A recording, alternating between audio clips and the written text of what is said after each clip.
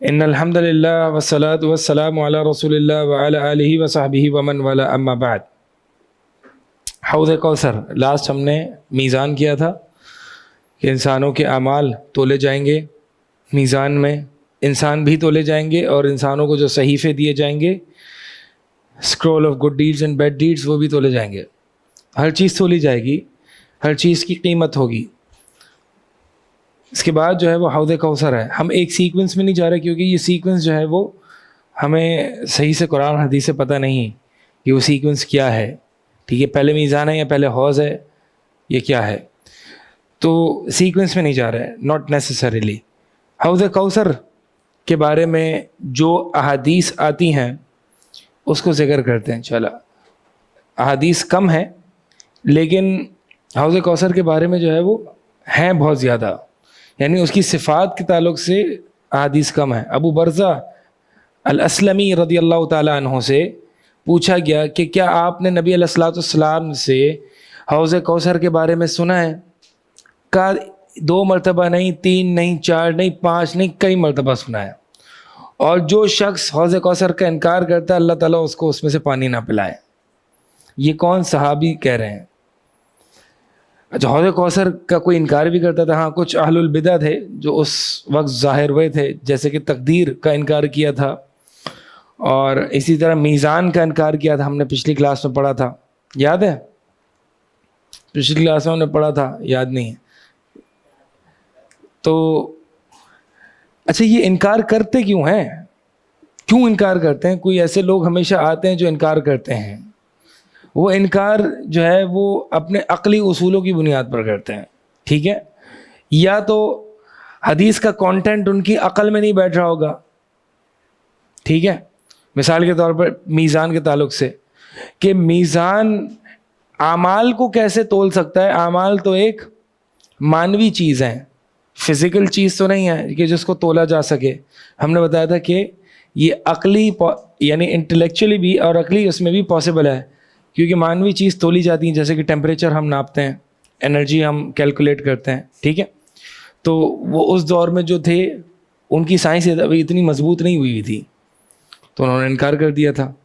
تو یا تو حدیث کے کانٹینٹ سے ان کو کوئی مسئلہ تھا کہ حدیث کا کانٹینٹ ان کی عقل میں نہیں بیٹھ رہا ہوگا، یا پھر کچھ ایسے اصول انہوں نے گھڑے ہوں گے کہ مثال کے طور پر خبر واحد اگر ہوگی، یعنی ایسی حدیث ہوگی کہ جو تواتر سے نقل نہیں ہوئی ہوگی بلکہ خبر واحد ہوگی، تو پھر اس کو جو ہے وہ عقیدے میں حجت نہیں تسلیم کیا جائے گا۔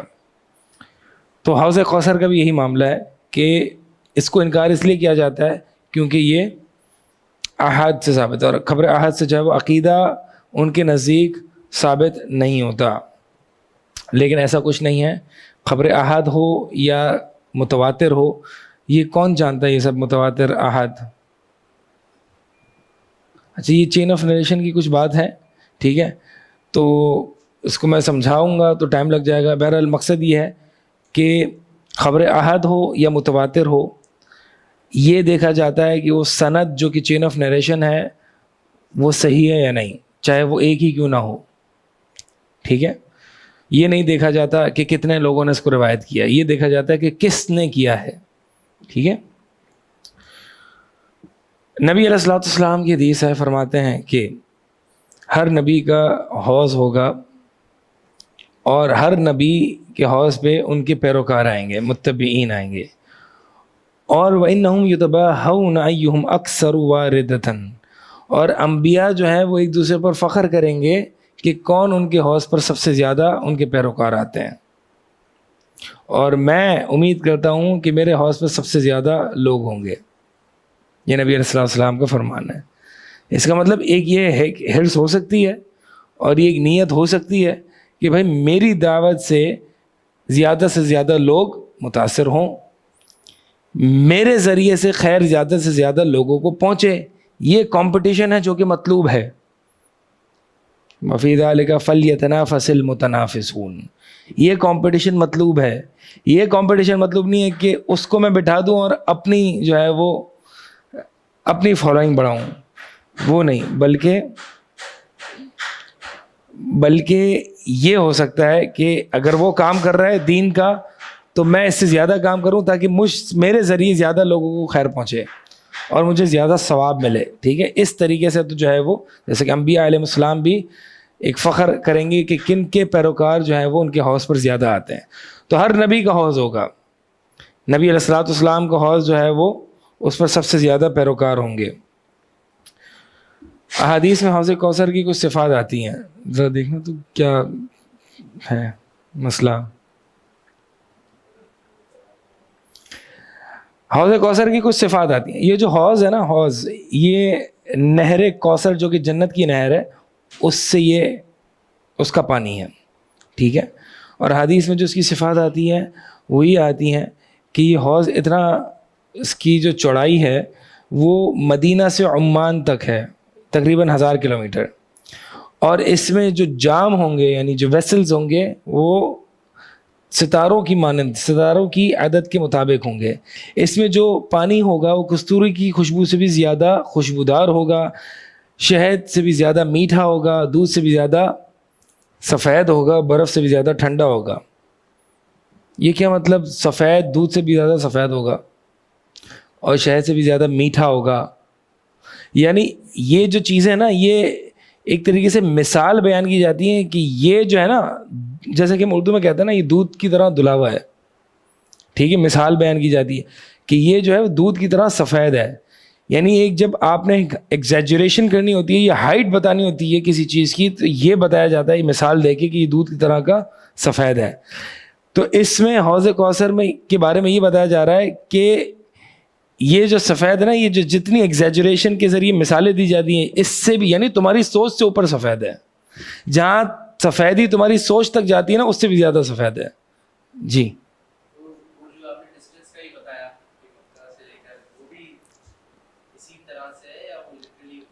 نہیں, وہ لٹرل سینس میں لیں گے جو یہاں پہ ظاہر ہے.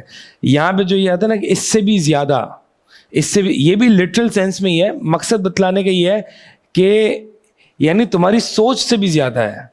تمہاری سوچ سب سے زیادہ کہاں تک جاتی ہے کہ سب سے, یعنی دودھ سے زیادہ سفید کوئی ہے ہی نہیں ہماری سوچ کے مطابق. ہم نے دودھ سے زیادہ کوئی سفید کوئی چیز نہیں دیکھی. ٹھیک ہے, تو یعنی یہ اس کی سفیدی سے, ہم نے برف سے زیادہ کوئی ٹھنڈا کوئی پانی نہیں دیکھا. ٹھیک ہے, برف سے زیادہ کوئی ٹھنڈی کوئی چیز دیکھی ہے آپ نے؟ ہو ہی نہیں سکتی اس دنیا کی زندگی میں تو. ٹھیک ہے, 0 ڈگری سیلسیس سے پہ تو سالڈیفائی ہو جاتا ہے, بس وہی برف بن جاتی ہے. تو اس سے بھی زیادہ ٹھنڈی, یعنی تمہاری سوچ, یہ تو کم از کم یعنی یہ بتانا ہوتا ہے کہ یہ منیمم لیول ہے, اس سے بھی زیادہ ہے. جیسے کہ فرمایا نا قرآن میں کہ جو قیامت کا معاملہ ہے وہ پلک جھپکنے کے برابر بھی ہے, او ہو اقرب, یہ اس سے بھی زیادہ قریب. کیا مطلب اس سے بھی زیادہ قریب؟ یعنی منیمم تو یہ ہے, یہ تمہارے سمجھانے کے لیے بتا رہے ہیں کہ اتنا ڈیوریشن تو ہے لیکن اس سے بھی زیادہ قریب ہے. ٹھیک ہے, مثال کے طور پر اگر کسی کو ملی سیکنڈ سمجھ میں نہ آئے تو اس کو میں بتاؤں کہ سیکنڈ یا اس سے بھی زیادہ کم. ٹھیک ہے, ایک طریقے سے بات بیان کرنے کا ایک طریقہ ہے. اللہ کے نبی علیہ السلام فرماتے ہیں کہ یہ سب صفات ہیں, اور جو شخص اس حوض سے پیے گا وہ کبھی بھی پیاسا نہیں ہوگا. بھائی اس حوض کی شدید ضرورت ہوگی انسان کو, کیونکہ سورج 1 میل کے فاصلے پر ہوگا, شدید پیاس لگی ہوئی ہوگی. جب شدید پیاس لگی ہوئی ہو نا, تو آپ کبھی ٹھنڈا پانی پی کے دیکھیے گا, آپ کو اس ٹھنڈے پانی کی لذت محسوس ہوگی, اور اس ٹھنڈے پانی کے بارے میں سوال بھی ہوگا قیامت والے دن. ان چیزوں پہ نا غور و فکر کیا کریں. اللہ تعالیٰ کی یہ اتنی ایسی نعمت ہے جو کہ ہم فار گرانٹیڈ لیتے ہیں. جب یہ تمام چیزوں کو ہم دیکھیں گے تو آپ کو پتہ چلے گا کہ یار یہ اتنی نعمتیں ہیں ہمارے پاس, اتنی نعمتیں ہیں.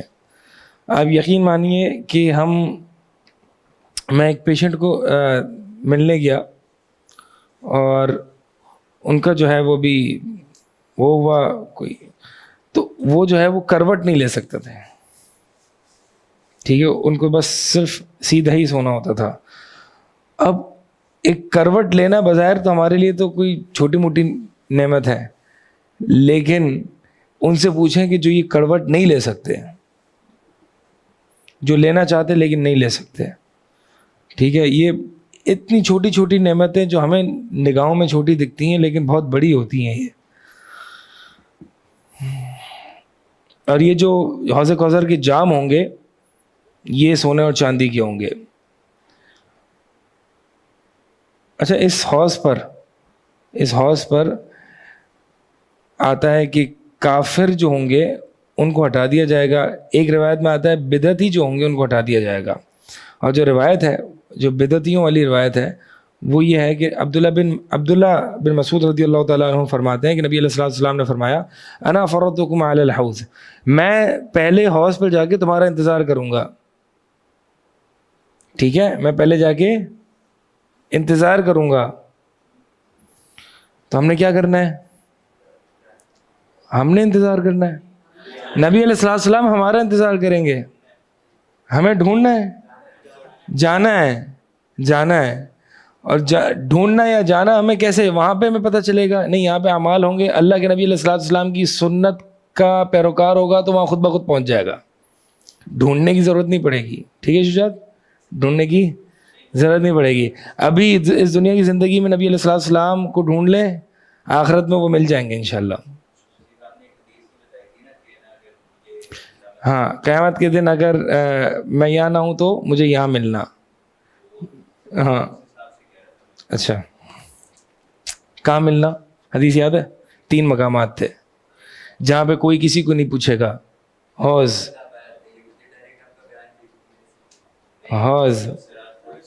میزان، پل صراط. یہ وہ 3 مقامات ہیں جہاں پر انبیاء بھی اللہم سلم سلم کہہ رہے ہوں گے. ٹھیک ہے، اور نبی علیہ السلام اپنی امت کے لیے کھڑے ہوں گے، دعائیں کر رہے ہوں گے. فرمایا کہ میں سب سے پہلے تمہارا حوض کوثر پہ انتظار کروں گا. اور کیا ہوگا کہ کچھ رجال، کچھ آدمی آئیں گے، دکھائی دیں گے مجھے، اور پھر وہ مجھ سے ہٹا دیے جائیں گے. فَأَقُولُ يَا رَبِّ أَصْحَابِي، میں کہوں گا اے میرے رب یہ تو میرے ساتھی ہیں، یہ تو میرے ساتھی ہیں. کیسے پتہ چلے گا نبی علیہ السلام کو ان کے ساتھی ہیں؟ ہاں، ان کی وضو کی وجہ سے ان کے اعضاء جو ہیں وہ چمک رہے ہوں گے. یعنی امتی ہوں گے نبی علیہ السلام کے، مسلمان بھی ہوں گے، نمازیں بھی پڑھتے ہوں گے، وضو بھی کرتے رہے ہوں گے. اس لیے نبی علیہ السلام ان کو پہچان لیں گے کہ یہ میرے ساتھی ہیں. فَيُقَالُ إِنَّكَ لَا تَدْرِي مَا أَحْدَثُ بَعْدَكَ، کہا جائے گا اللہ کے نبی علیہ السلام سے یا رسول اللہ آپ کو نہیں معلوم کہ انہوں نے آپ کے بعد کیسی کیسی بدعات ایجاد کر لی تھی، یعنی آپ کی سنت سے منہ موڑ لیا تھا. اس کا مطلب، اور دیگر روایت میں آتا ہے پھر نبی علیہ السلام جب یہ سنیں گے تو اتنی سخت ناپسندیدگی کا اور کراہت کا اظہار کریں گے کہ ان بدعتیوں کو اپنے حوض کوثر سے ایسے ہٹائیں گے جیسے کہ جب کوئی چڑواہا ان کے جو اونٹ کا جو ایک کیٹل ہوتا ہے، ریوڑ جو ہوتا ہے، اس میں اگر کوئی انجان دوسرے شخص کا اونٹ آ جاتا ہے پانی پینے یا کھانا کھانے تو وہ مالک کس طرح سے اس کو ہٹا رہا ہوتا ہے، تو اس طرح سے نبی علیہ السلام ان لوگوں کو ہٹائیں گے. سوحقن یہ اہل البدع کا حال ہوگا. ٹھیک ہے، ان کے ساتھ مجالست کرنا، اہل البدع کے ساتھ. یہ دیکھیں نبی علیہ السلام کا سلوک حوض کوثر پر جب وہ سخت ضرورت مند ہوں گے. تو اہل البدع کو جو ہے نا کسی صورت میں اپنے آپ سے نہیں جوڑا جا سکتا، نہ ان سے جو ہے وہ تعامل کیا جا سکتا ہے. یہ بخاری کی حدیث ہے. یہ بھی جو حوض کوثر ہے، نبی علیہ السلام فرماتے ہیں ایک حدیث میں کہ انکم ستلقون بعدی اسرا، بے شک تم میرے بعد ناجائز ترجیحات دیکھو گے، تمہیں انجسٹ پریفرنسز دیکھو گے، یعنی جو تمہارا حق ہوگا وہ تمہیں نہیں ملے گا. جس مقام کے تم لائق ہوگے وہ پوزیشن تمہیں آفر نہیں کی جائے گی. آفر تو کیا، اگر تم خود بھی پیش کرو گے اپنے آپ کو تو وہ پوزیشن تمہیں نہیں دی جائے گی. ٹھیک ہے، یعنی اس کا مطلب یہ جھوٹے، کذاب اور خیانت دار لوگ اتھارٹی میں آ جائیں گے، اور جو سچے نیک لوگ ہوں گے ان کو دبایا جائے گا، ان کو وہ پوزیشنز اور مقامات نہیں دیے جائیں گے. تو جب ایسا ہونا تو نبی علیہ السلام نے کیا فرمایا؟ روڈوں پہ نکل آنا، پروٹیسٹ کرنا، ٹائر وغیرہ جلا دینا نہیں. فصبروا، صبر کرنا. جب یہ ناجائز ترجیحات ہونا، شور نہیں کرنا، احتجاجات نہیں کرنا، بلکہ کیا کرنا؟ فصبروا، صبر کرنا. حتی تلقونی علی الحوض، یہاں تک کہ تم مجھ سے حوض کوثر پر آ ملو. تو نبی علیہ السلام سے جو حوض کوثر پر ملنا چاہتا ہے یہ طریقہ ہے ڈھونڈنے کا. شجاعت بھائی یہ طریقہ ہے، فصبروا، صبر کرنا، صبر کرنا.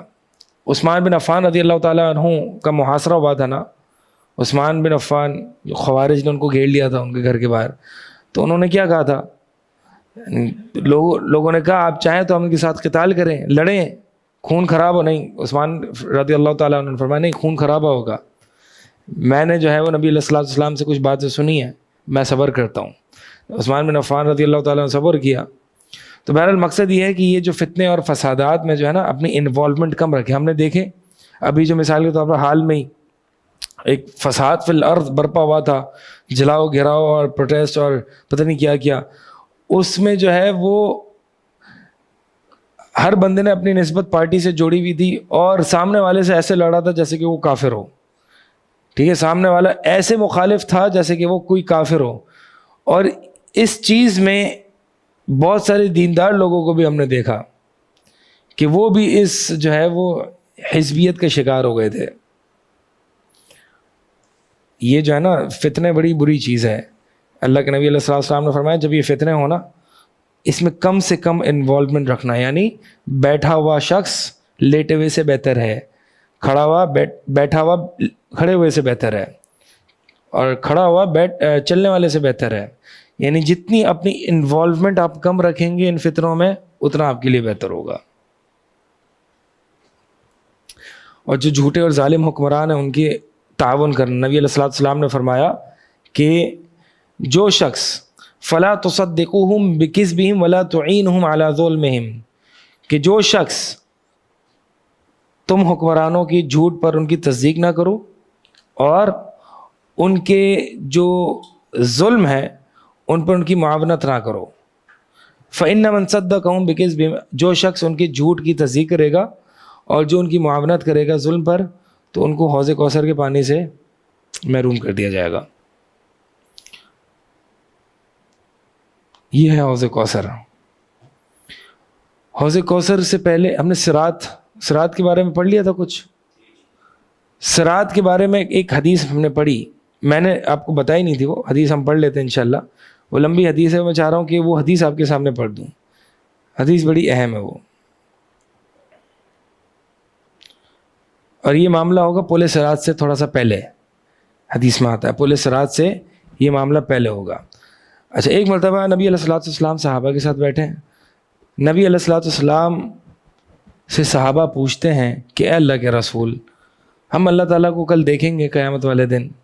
اللہ کے رسول صلی اللہ علیہ وسلم فرماتے ہیں کہ کیا تم سورج اور چاند کو جب کوئی بادل نہیں ہوتے کلیئرلی دیکھ لیتے ہو؟ فرمایا ہاں ہم دیکھ لیتے ہیں.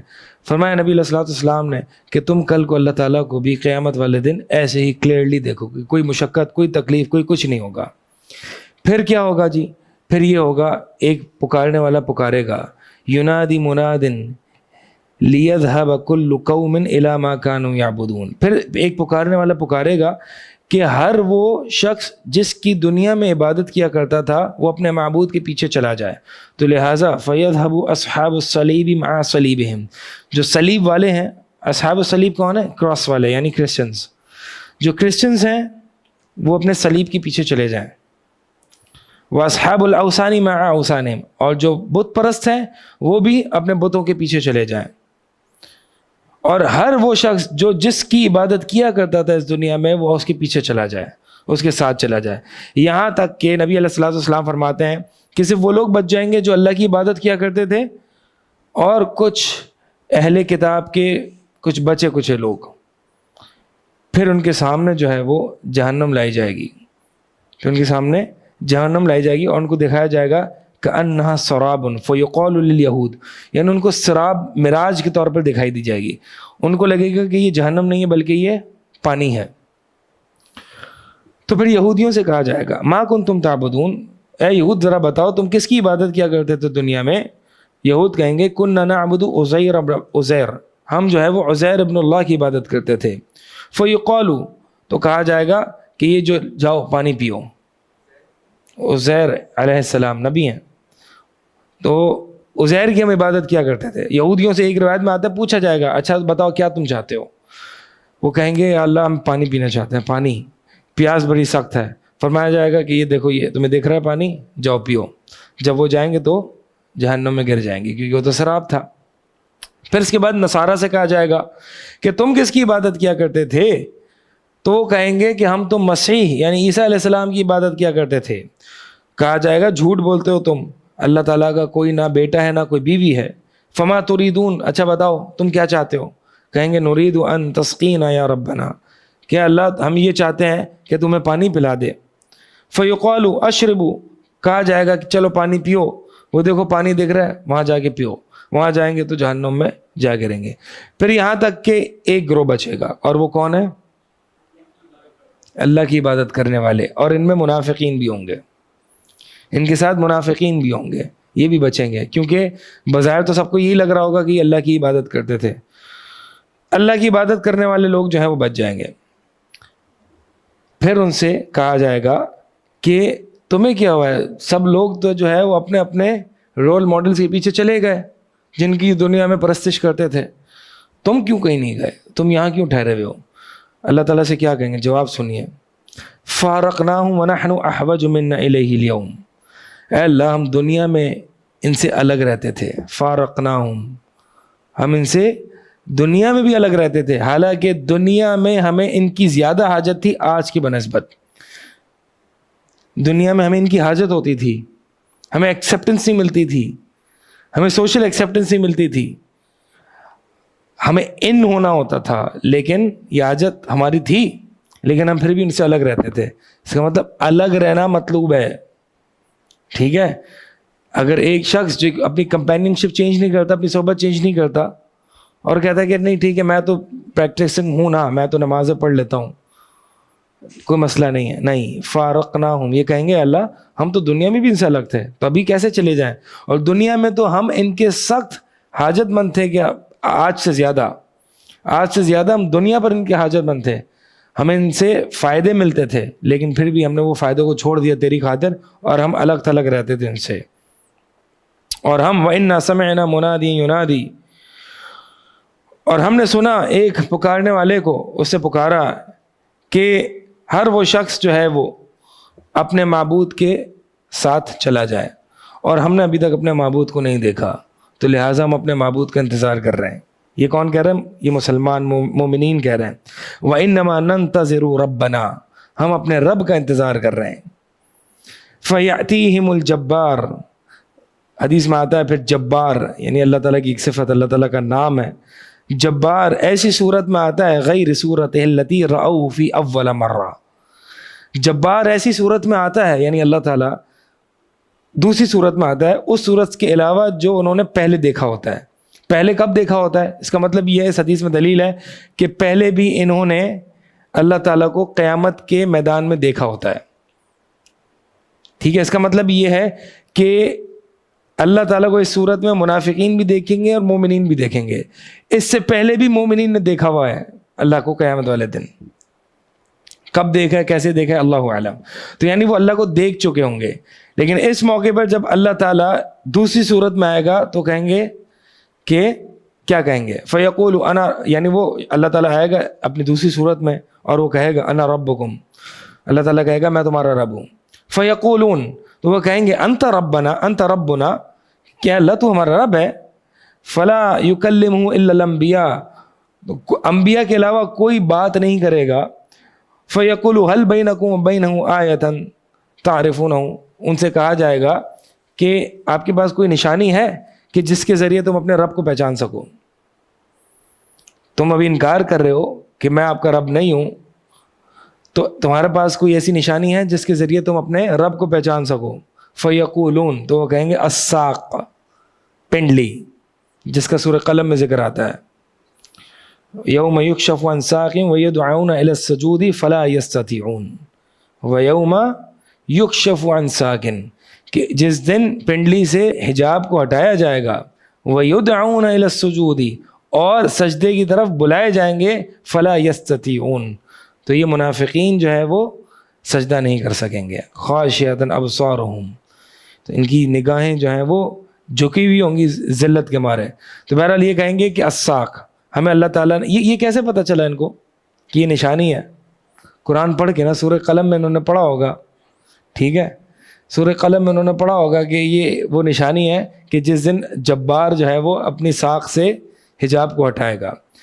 فرمائیں گے کہ الساق یعنی وہ پنڈلی ہے کہ جس کے ذریعے ہم اپنے رب کو پہچانیں گے. فیکشف عن ساقہ، تو لہٰذا اللہ تعالیٰ کی پنڈلی سے جو ہے وہ پردہ ہٹایا جائے گا. فیسجد لہ کل مؤمن، ہر مومن جو دنیا میں اللہ تعالیٰ کے لیے سجدہ کیا کرتا تھا، ہر وہ شخص جو ہے وہ اللہ تعالیٰ کے لیے سجدہ کرے گا. وَيَبْقَى مَنْ كَانَ يَسْجُدُ لِلَّهِ رِيَاءً وَسُمْعَةً، اور وہ شخص وہ باقی رہے گا، وہ سجدہ نہیں کر پائے گا جو شخص دنیا میں دکھاوے کے لیے نمازیں پڑھتا تھا. فَيَذْهَبُ، پھر جو ہے وہ جائے گا، یسجد فیعود ظہرہ طبقا واحدا، وہ سجدہ کرنا چاہے گا لیکن اس کی پیٹھ جو ہے وہ ایک تخت کی مانند بن جائے گی.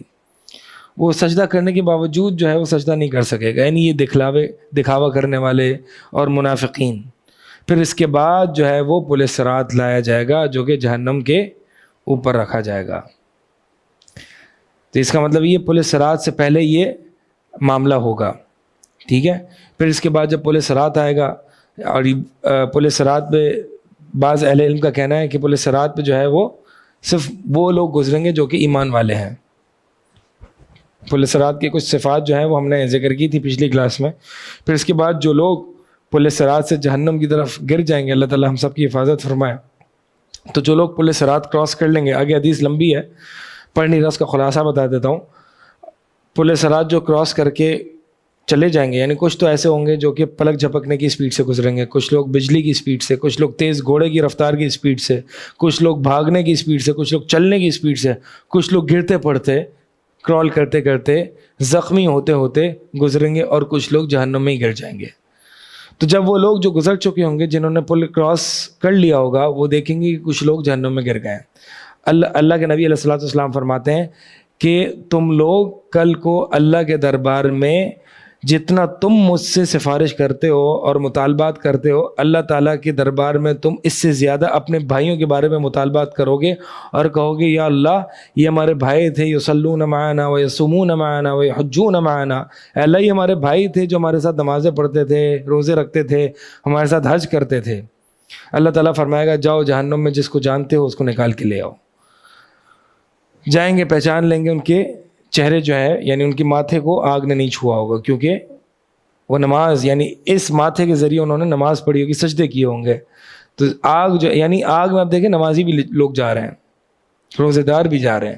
اللہ تعالیٰ ہم سب کی حفاظت فرمائے.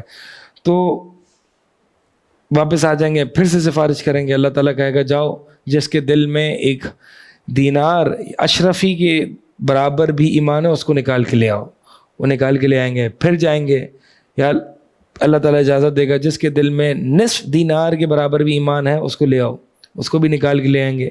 پھر اللہ تعالیٰ فرمائے گا سب نے سفارشیں کر لیں، ملائکہ نے کر لیں، انبیاء نے کر لیں، نیک لوگوں نے کر لیں، اب جو ہے وہ میری سفارش باقی ہے. اللہ تعالیٰ اپنی مٹھی بھر جو ہے وہ جہنم سے بہت سے لوگوں کو آزاد کرے گا جن کے نیک اعمال اتنے کم ہوں گے گویا کہ نیک اعمال ہے ہی نہیں. لم یعمل خیرن قط کے الفاظ آتے ہیں، جس نے کبھی کوئی نیک عمل کیا ہی نہیں ہوگا، یعنی ایک مبالغہ ہے، یعنی جس کے اعمال اتنے کم ہوں گے گویا کہ انہوں نے کبھی نیک عمل نہیں کیا ہوگا.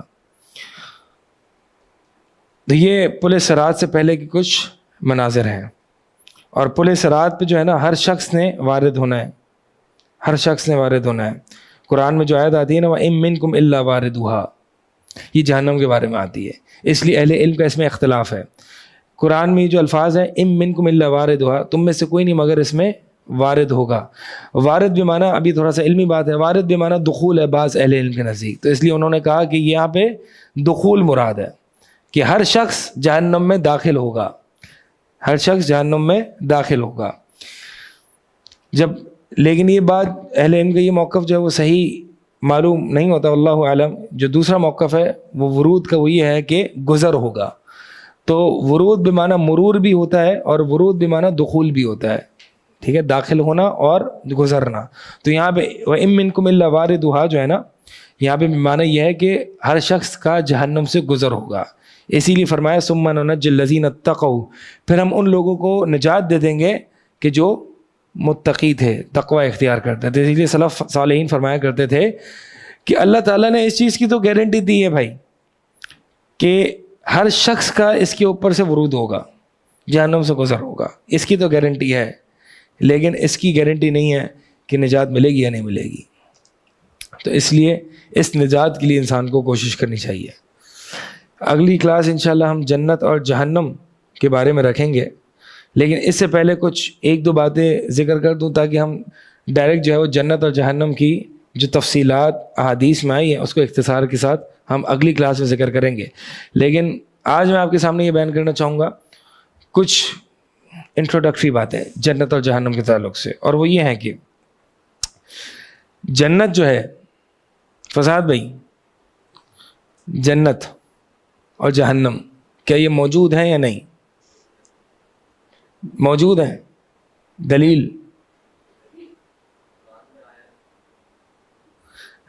دلیل کیا ہے؟ قرآن میں آیت ہے. قرآن میں آیت نہیں، حدیث ہے. اچھا کیا قرآن میں کیا آیت ہے؟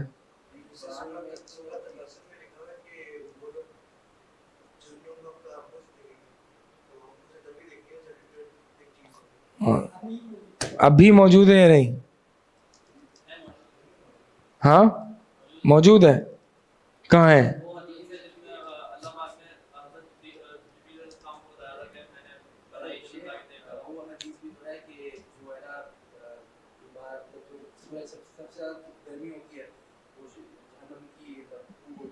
جہنم کی بھاپ سے.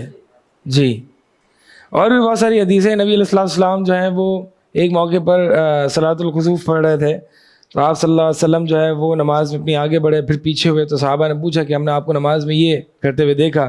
تو آپ صلی اللہ علیہ وسلم نے فرمایا کہ میں نے جنت کا خوشہ دیکھا تو میں وہ لینے جا رہا تھا، تو اگر وہ خوشہ تمہیں دے دیتا تو تم قیامت تک کھاتے رہتے، اور میں پیچھے ہٹا تو جہنم کو دیکھ، یعنی میں نے جہنم کا منظر دیکھا اور میں پیچھے ہٹا. اس کا مطلب یہ ہے کہ ابھی موجود ہے. اسی طرح اعدت للمتقین، قرآن میں الفاظ ہیں. اعدت کا معنی ہے تیار کی گئی ہیں. اعدت فعل ماضی ہے، ٹھیک ہے، تیار کر لی گئی ہے متقین کے لیے. تو بہت سارے اس پہ تو دلائل ہیں کہ جنت اور جہنم موجود ہے. اسی طرح ایک اور حدیث ہے، اللہ تعالیٰ نے جبریل امین علیہ السلام کو جو ہے وہ بھیجا. جنت جب بنا لی اللہ تعالیٰ نے اور جبریل کو کہا کہ جاؤ دیکھو، تو جبریل علیہ السلام آ کے جنت کو دیکھا اور اللہ تعالیٰ سے کہا کہ یا اللہ، کوئی بھی شخص جو جنت کے بارے میں سنے گا ایسا ہو ہی نہیں سکتا کہ وہ اس میں داخل نہ ہونا چاہے، یعنی ہے ہی ایسی کوئی نیکسٹ لیول چیز ہے، تو کوئی بھی شخص اس کو سنے گا اس میں داخل ہونا چاہے گا. پھر اللہ تعالیٰ نے اس کو جو ہے وہ پریشانی اور امتحانات کے ساتھ جوڑ دیا جنت کو. پھر کہا جبریل کو جاؤ اب دیکھو. جبریل علیہ السلام گئے اور دیکھا اور کہا کہ یا اللہ، اب مجھے ڈر ہے کہ کوئی اس میں داخل ہی نہیں ہوگا، کیونکہ اس کے ساتھ اپنی ڈیزائرز کو کنٹرول کرنے کو جوڑ دیا. پھر جب جہنم کو بنایا اللہ تعالیٰ نے جہنم اور جبریل سے کہا کہ جاؤ دیکھو. کہا یا اللہ، جو بھی اس کے بارے میں سنے گا کوئی بھی داخل نہیں ہونا چاہے گا. پھر جہنم کو اللہ تعالیٰ نے ڈیزائرز کے ساتھ جوڑ دیا. اور پھر جب جبریل امین نے دیکھا تو کہا یا اللہ، مجھے ڈر ہے کہ جو بھی اس کے مطلب کوئی بھی اس سے بچ نہیں سکے گا، کیونکہ اس سے بچنے کے لیے اپنی ڈیزائرز پر کنٹرول کرنا ہے. اس حدیث سے بھی یہ پتہ چل رہا ہے کہ جنت اور جہنم جو ہے وہ پیدا ہو چکی ہیں، یعنی تیار ہیں. رہی بات یہ کہ جنت اور جہنم ہے کہاں. جنت کے بارے میں تو قرآن میں آتا ہے یا اشارہ ملتا ہے کہ جنت جو ہے وہ ساتوں آسمان کے اوپر اور عرش رحمان کے نیچے. ساتوں آسمان کے اوپر سورہ نجم کی آیت ہے کہ اندہا جنت المأوا، اس سے پہلے سدرۃ المنتہا کا ذکر ہے، ٹھیک ہے. اور یہ سورہ نجم میں جو واقعہ ہے نا، وہ اللہ کے نبی علیہ الصلوۃ والسلام کے اسراء اور معراج کا واقعہ ہے. اور حدیث میں آتا ہے کہ جب مجھے ساتوں آسمان تک لے جایا گیا تو ساتویں آسمان پر جب مجھے لے جایا گیا، اجازت طلب ہوئی تو ہم داخل ہوئے. ہم نے دیکھا ابراہیم علیہ السلام بیت المعمور کی طرف ٹیک لگا کے بیٹھے ہیں، ان کے آس پاس جو ہیں وہ بچے ہیں. تو میں نے دیکھا ابراہیم علیہ السلام کو وہ بیت المعمور کی طرف ٹیک لگا کے بیٹھے ہیں. وہ بیت المعمور وہ کہ ہر دن اس میں 70,000 فرشتے آتے ہیں، ٹھیک ہے، ہر دن 70,000 فرشتے آتے ہیں اللہ تعالیٰ کی عبادت کرنے. پھر اس کے بعد جو ہے وہ سدرۃ المنتہا دکھائی دیا، اور وہ کلرز ایسے چینج کر رہا تھا کہ اس کا حسن جو ہے میں الفاظ میں بیان نہیں کر سکتا. فغشاها ما غشا، ٹھیک ہے. جو سورہ نجم میں ذکر آتا ہے کہ اللہ کے نبی صلی اللہ علیہ وسلم فرماتے ہیں سدرۃ المنتہا کو ڈھانپ لیا اور پھر اس نے اپنے کلرز چینج کیے اور اس نے اپنی صورت چینج کی، وہ میں اس کا حسن بیان نہیں کر سکتا. ٹھیک ہے. عند سدرۃ المنتہا عندہا جنت المأوی، سورہ نجم میں. تو عندہا جنت المأوی، جنت المأوی کہاں پر ہے؟ سدرۃ المنتہا کے پاس. سدرۃ المنتہا کہاں ہے؟ ساتوں آسمان سے اوپر. تو اس کا مطلب ہے جنت جو ہے وہ ساتوں آسمان کے اوپر ہے. اور عرش رحمان کے نیچے نبی صلی اللہ علیہ وسلم نے فرمایا کہ جنت، جب بھی تم جنت کا سوال کرو تو اللہ تعالیٰ سے فردوس کا سوال کرو، کیونکہ یہ وسط الجنہ ہے، جنت کا درمیانی حصہ ہے. وَأَعْلَى الجنہ، جنت کا سب سے ٹاپ حصہ ہے، اور اس کے اوپر جو ہے وہ عرش رحمان ہے. تو عرش رحمان سے لے کر جو ہے وہ ساتوں آسمان کے اوپر تک، ساتوں آسمان سے لے کر عرش رحمان تک جو ہے یہ پوری جنت ہے. کتنے درجات ہیں اللہ اعلم، لیکن ہر درجہ ایسا ہے جیسے کہ بعض حدیث میں آتا ہے کہ جو نیچے درجے والا اپنے سے نیکسٹ لیول والے درجے کو ایسے دیکھے گا جیسے کہ تم ستاروں کو دیکھتے ہو. اتنا فرق ہے. وہ ادھر جا سکتے ہیں. وہی ہے نا کہ اللہ تعالیٰ سے فردوس کا سوال کرو، اور اس میں سے جو سب سے کم درجے کا جنتی ہوگا نا، وہ یہ سمجھے گا کہ جو مجھے ملا ہے نا وہ کسی کو نہیں ملا. اور جو سب سے کم درجے کا جنتی ہوگا اس کو کیا ملے گا؟ انشاءاللہ جب جنت کے بارے میں آئیں گے تو ہم پڑھیں گے کہ اس کو جو ہے وہ دنیا کی 10 ٹائمز ملکیت ملے گی. دنیا کتنی بڑی ہے؟ ٹھیک ہے، یہ کائنات کتنی بڑی ہے؟ 10 ٹائمز سب سے کم تر جنتی کو یہ چیز مل رہی ہے. ٹھیک ہے. اور پھر اس کا جو اگلا لیول ہے، یعنی یہ جو سب سے نیچے والا لیول ہے، وہ اپنے سے اگلے لیول کو کیسے دیکھے گا؟ ستارے جیسے کہ ہم آج دیکھتے ہیں. یعنی کتنا زمین آسمان کا فرق ہے.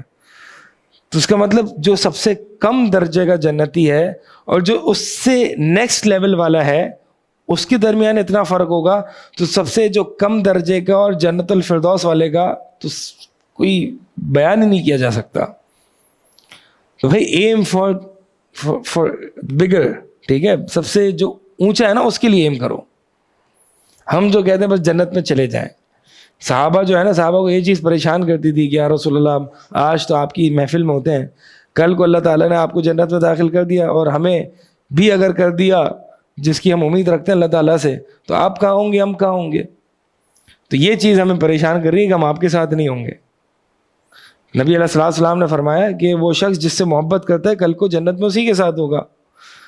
صحابہ فرماتے ہیں ہمیں یہ سن کے بڑی خوشی ہوئی، کیونکہ ہم تو اللہ کے نبی علیہ الصلوۃ والسلام سے محبت کرتے ہیں، ابو بکر سے کرتے ہیں، عمر بن خطاب سے کرتے ہیں. سب سے اللہ تعالیٰ سے مانگو بھی بڑا اور محنت بھی بڑی چیز کے لیے کرو. فردوس عادت العباد الصالحین ما لا عین رأت ولا اذن سمعت ولا خطر علی قلب بشر. اللہ تعالیٰ فرماتا ہے کہ میں نے اپنے بندوں کے لیے وہ چیز تیار کر لی ہے کہ جو نہ کسی آنکھ نے دیکھی، نہ کسی کان نے سنی، نہ کسی دل میں خیال بھی آیا.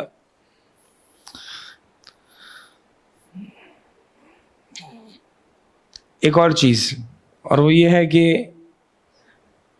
کیا جنت اور جہنم اس میں ایٹرنیٹی ہے یا نہیں؟ ہمیشہ کی زندگی ہے یا نہیں؟ جنت میں تو ہے، جہنم میں کیوں تردد ہو رہا ہے؟ ہاں، اختلاف پایا جاتا ہے بھائی، فی تفصیل. ہاں، اہل سنت والجماعہ کا یہ ہے کہ دونوں ایٹرنل ہیں. اچھا اس میں جو ہے وہ، اس میں قرآن اور حدیث تو اپنی اس میں سری ہیں کہ جنت بھی ہمیشہ کے لیے ہے اور جہنت بھی ہمیشہ کے لیے.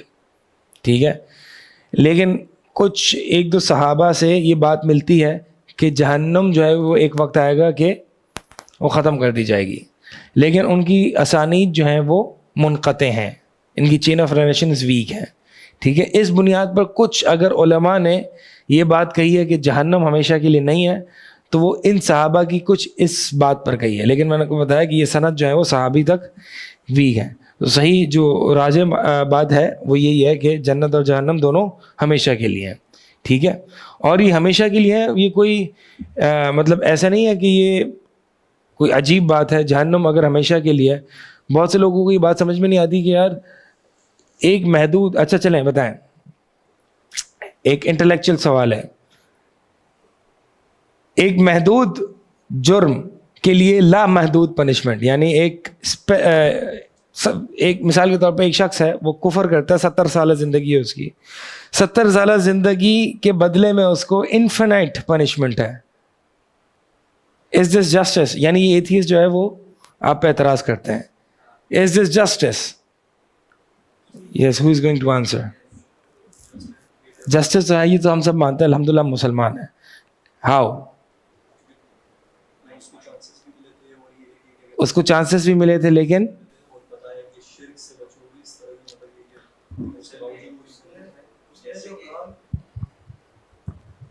شیخ اگر تو کوئی یہاں بھی جرم کرتا ہے تو لیولز ہوتے ہیں, جیسے کہ ایک چھوٹی سی چوری ہو گئی یا بغاوت ہو گئی, جیسے کہ ملک سے بغاوت ہو گئی, تو اس کی الگ لیول آف پنشمنٹس ہوتی ہیں. تو اسی حساب سے جو جیسے شرک ہے وہ اس طریقے کی ہے کہ 70 سالہ زندگی, جو جیسے کہ کچھ لوگ کہیں گے یہ تو ہمیں لگتا ہے کہ ہم نے ایک دن گزارا ہے, یا کچھ لوگ کہیں گے تھوڑا سا وقت گزارا ہے اس دنیا میں, تو اس کے حساب سے تو جو وہ گناہ کریں, جو شرک کریں یا شرک اکبر کریں, وہ ان کمپیریزن میں بہت بڑا ہے اور یہ زندگی اس سے پورا نہیں کر سکتی. ہاں, ایک جواب تو یہ ہے جس کو میں واپس سے ریفریش کر دیتا ہوں, اور وہ یہ ہے کہ دیکھیں دنیا کی زندگی میں بھی کچھ کرائمز ایسے ہوتے ہیں, اگرچہ وہ کرائم 5-10 منٹ کے ہوتے ہیں لیکن کیپٹل پنشمنٹس اس کے لیے ہم وہ کرتے ہیں. مثال کے طور پر ریپ ہے, مرڈرز ہے, مرڈر کوئی 5 منٹ میں ہو جاتا ہے, تو آپ یہ تو نہیں کہیں گے 5 منٹ کے جرم کے لیے تم نے اس کو لائف ٹائم امپریزنمنٹ کر دی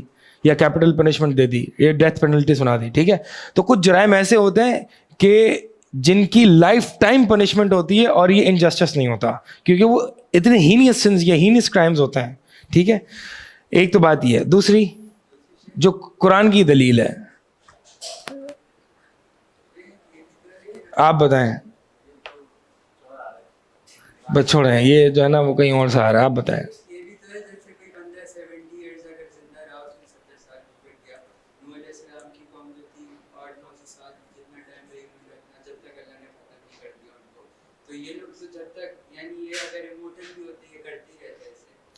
یہ امورٹل بھی ہوتے تو کرتے رہتے کیسے ایسے, یہ کہاں سے بات آئی ہے؟ نہیں, امورٹل ہوتے تو یہ کرتے رہتے ایسے, یہ کہاں سے بات آئی؟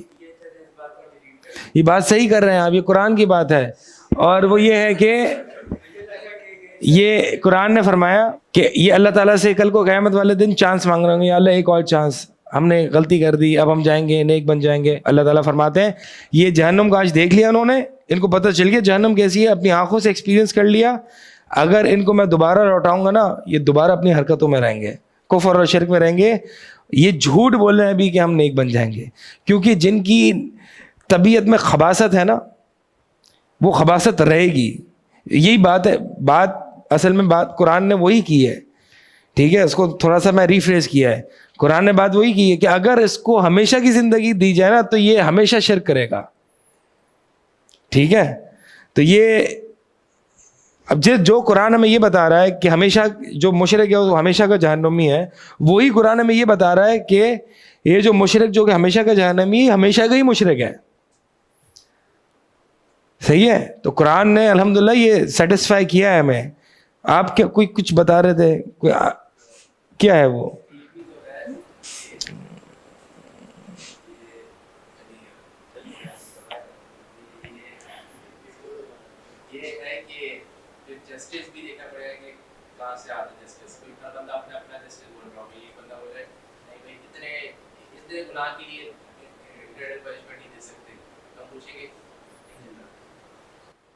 ہم یہ پوچھیں گے, آپ جارڈن پیٹرسن والی باتیں کر رہے ہیں, ہم پوچھیں گے جسٹس کیا ہے, جسٹس میں جے ہے وہ کیا ہے, یو کیا ہے.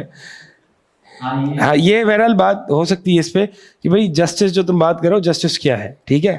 تو یہ جو مثال کے طور پر خالق, جہاں پہ ہماری مورالٹی ہمیں نہیں بتا رہی وہاں پہ ہمیں خالق کائنات بتا رہا ہے کہ یہ تمہاری مورالٹی ری الائن نہیں, اس کو ری الائن کرو کہ شرک بہت بڑا گناہ ہے, ٹھیک ہے. بہت سے لوگوں کو شرک اتنا بڑا گناہ نہیں لگتا جتنی بڑی اس کی پنشمنٹ لگتی ہے. تو اللہ تعالیٰ میں یہ بتانا چاہ رہا ہے کہ بھائی شرک اتنا بڑا گناہ ہے, اپنی مورالٹی کو ری الائن کرو. تمہاری مورالٹی الائن نہیں ہے, یعنی اپنی مورالٹی کو ایڈجسٹ کرو کہیں نہ کہیں. تم شرک کو بڑا نہیں دیکھ رہے, شرک بہت بڑا ہے. جیسے کہ سورہ نور میں ہم نے, اچھا آپ نہیں پڑھا ہے نا, باقی تو اور کوئی نہیں ہے. سورہ نور میں جو ہے وہ کہ فرماتے ہیں کہ اللہ کے ہاں یہ بہت بڑی ہے, یہ جو تم نے آپس میں باتیں کی ہیں, بہتان لگایا ہے, یہ اللہ کے ہاں بہت بڑا ہے, اور تم جو ہے وہ اس کو بہت معمولی شمار کرتے ہو, لیکن اللہ کے یہاں بہت بڑا ہے. تو اس کا مطلب یہ ہے کہ کچھ ایسی مورالٹیز ہوتی ہیں کہ جس کو انسان کو ری ایڈجسٹ کرنے کی ضرورت پڑتی ہے, کہ یہ بہت بڑی چیز ہے, تمہیں نہیں پتہ چل رہا. اور یہ کب ہوتا ہے؟ جب فطرت میں بگاڑ آتا ہے, جب فطرت میں فساد آتا ہے. تو بہرحال یہ جو ہے نا کچھ دلائل ہیں کہ جنت جو ہے اور جہنم, وَلَوْ رُدُّوا لَعَادُوا لِمَا نُهُوا عَنْهُ.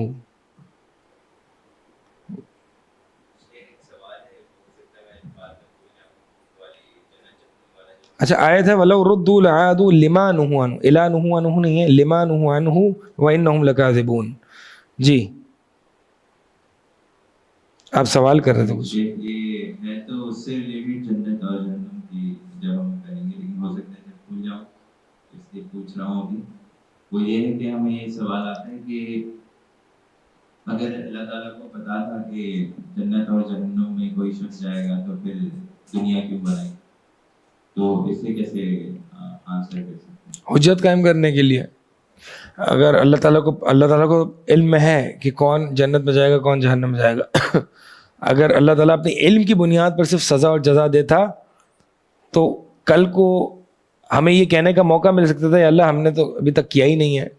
یہ سارا نظام ہی اسی لیے ہے تاکہ حجت قائم ہو جائے,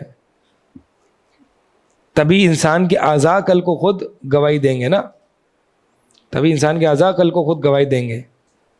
تو اگر یہ سب کچھ نہیں ہو تو اللہ کو تو پتہ ہے, تو محض علم کی بنیاد پر مثال کے طور پر اگر ایک ٹیچر جو ہے اس کو پتہ ہے کہ بچہ کیسا ہے, اگرچہ وللہ المثل الاعلیٰ, کمپیریزن نہیں کر رہا, بات سمجھانے کے لیے بات کر رہا ہوں. ٹیچر کو پتہ ہے کہ ہر سال فیل ہوتا ہے, اس کو پتہ ہے بچہ کیسا ہے, اس کو پیپر لیے بغیر فیل کر دے, ٹھیک ہے, تو یہ ایسے ہی ہے. لیکن اللہ تعالیٰ کا تو علم کامل ہے, وہاں بچہ اعتراض کر سکتا ہے اور بچے کا اعتراض بنتا بھی ہے, اور بچے کے حق میں ظلم بھی ہوگا کہ ابھی آپ نے پیپر لیا نہیں, آپ نے فیل کیسے کر دیا. کیوں؟ کیونکہ ٹیچر کا علم کامل نہیں ہے, پرفیکٹ نہیں ہے. اللہ کا علم پرفیکٹ ہے. اگر اللہ تعالیٰ اپنے علم کی بنیاد پر ہی صرف سزا دے دیتا تو کوئی سوال نہیں اٹھا سکتا تھا, اعتراض نہیں کر سکتا تھا. لیکن اللہ تعالیٰ نے حجت قائم کرنی ہے بندوں پر. ڈن, ٹھیک ہے. اقول قولی ھذا استغفر اللہ لی ولکم وسائر المسلمین. جنت جہنم انشاءاللہ اگلے ہفتے ہم پڑھیں گے, باقی اس کے بعد کتاب الزہد پڑھیں گے.